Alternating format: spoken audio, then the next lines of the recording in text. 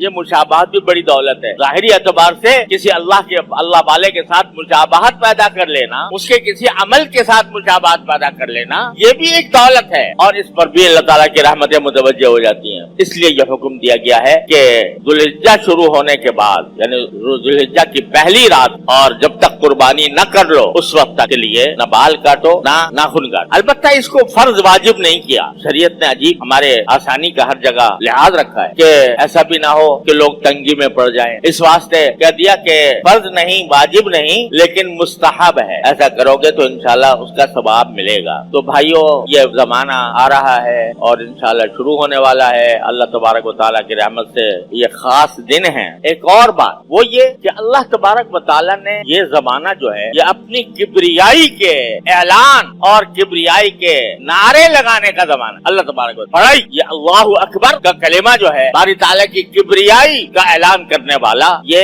میں نے عرض کیا کہ 9 تاریخ سے تو انشاءاللہ ہر نماز کے بعد اللہ اکبر لا الہ الا اللہ واللہ اکبر وللہ الحمد، یہ کبریائی کے نعرے بلند کرنے کا زمانہ ہے اور اس میں واجب ہے. لیکن عام دنوں میں بھی جو یہ زمانہ گزر رہا ہے یکم ذوالحجہ سے 9 ذوالحجہ کا، اس میں بھی چلتے پھرتے یہ کلمہ تکبیر کا پڑھنا مستحب. چلتے پھرتے اٹھتے بیٹھتے اللہ اکبر لا الہ الا اللہ واللہ اکبر وللہ الحمد، چلتے پھرتے اٹھتے بیٹھتے. بعض صحابہ کرام سے مروی ہے کہ وہ اس زمانے میں حضرت ابو ہریرہ، حضرت عبداللہ ابن عمر رضی اللہ تعالیٰ عنہما یہ بازار میں نکلتے تھے اور بلند آواز سے کہتے تھے اللہ اکبر لا الہ الا اللہ واللہ اکبر وللہ الحمد. تو بازار والے بھی بلند آواز سے یہ تکبیر کہتے تھے. اور بعض اوقات مینا کے اندر یہ معاملہ ہوتا تھا تو مینا کی بستی جو ہے وہ گونج اٹھتی تھی تکبیروں سے. تو یہ ایک ایسا عمل ہے کہ جو بہت عرصے سے ہمارے ہاں متروک جیسا ہے. یعنی